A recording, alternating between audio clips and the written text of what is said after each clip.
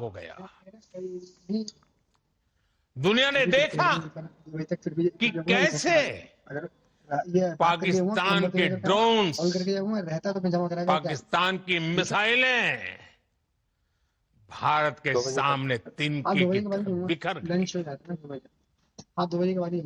भारत के सशक्त air defence system ने उन्हें आसमान में ही नष्ट कर दिया। पाकिस्तान की तैयारी सीमा पर वार की थी, लेकिन भारत ने पाकिस्तान के सीने पर वार कर दिया। भारत के ड्रोन्स, भारत की मिसाइलों ने सटीकता के साथ हमला किया। पाकिस्तानी वायुसेना के उन एयरबेस को नुकसान पहुंचाया, जिस पर पाकिस्तान को बहुत घमंड था। भारत ने पहले 3 दिनों में ही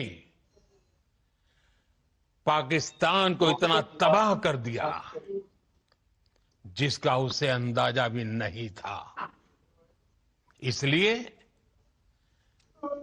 भारत की आक्रामक कार्रवाई के बाद पाकिस्तान बचने के रास्ते खोजने लगा। पाकिस्तान दुनिया भर में तनाव कम करने के लिए गुहार लगा रहा था, और बुरी तरह पीटने के बाद इसी मजबूरी में 10 मई की दोपहर को पाकिस्तानी सेना ने हमारे डीजीएमओ को संपर्क किया। तब तक हम आतंकवाद के इंफ्रास्ट्रक्चर को बड़े पैमाने पर तबाह कर चुके थे। आतंकियों को मौत के घाट उतार दिया गया था। पाकिस्तान के सीने में बसाए गए आतंक के अड्डों को हमने खंडहर बना दिया था। इसलिए जब पाकिस्तान की तरफ से गुहार लगाई गई, पाकिस्तान की तरफ से जब ये कहा गया कि उसकी ओर से आगे कोई आतंकी गतिविधि और सैन्य दुस्साहस नहीं दिखाया जाएगा, तो भारत ने भी उस पर विचार किया।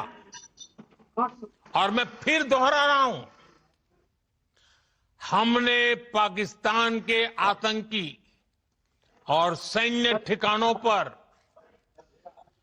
अपनी जवाबी कार्रवाई को अभी सिर्फ स्थगित किया है। आने वाले दिनों में हम पाकिस्तान के हर कदम को इस कसौटी पर मापेंगे कि वो क्या रवैया अपनाता है। साथियों, भारत की तीनों सेनाएं, हमारी एयरफोर्स, हमारी आर्मी और हमारी नेवी,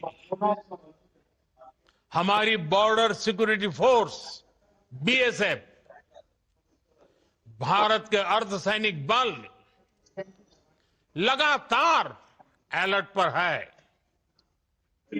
सर्जिकल स्ट्राइक और एयर स्ट्राइक के बाद अब ऑपरेशन सिंदूर आतंक के खिलाफ भारत की नीति है। ऑपरेशन सिंदूर ने आतंक के खिलाफ लड़ाई में एक नई लकीर खींच दी है। एक नया पैमाना, न्यू नॉर्मल तय कर दिया है। पहला, भारत पर आतंकी हमला हुआ तो मुंह तोड़ जवाब दिया जाएगा। हम अपने तरीके से, अपनी शर्तों पर जवाब देकर रहेंगे। हर उस जगह जाकर कठोर कार्रवाई करेंगे जहां से आतंक की जड़ें निकलती हैं। दूसरा,